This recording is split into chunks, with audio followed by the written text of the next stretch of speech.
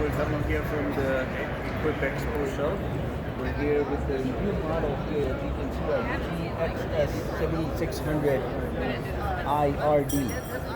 It includes the remote. This unit runs on gasoline and LPG.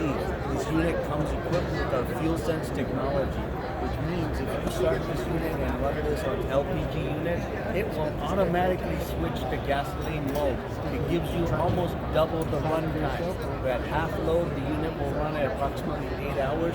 This means you can run 16 hours or more if you have an additional or larger fuel tank. The unit comes with a portability kit, tilts up easily for easy maneuverability, includes the RV adapters.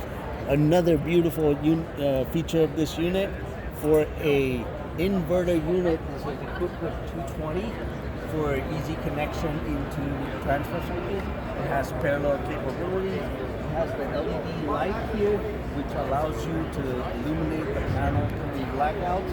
And it has a holder here for convenience, which also includes the remote control, which has about 160 feet operating range. Again, this is our new model GXS7600iRD. It's one of our few units of our GX series which is being introduced at this show. So please visit our booth on 592 for more information about our GX series and new inverters. Yeah, that's all right.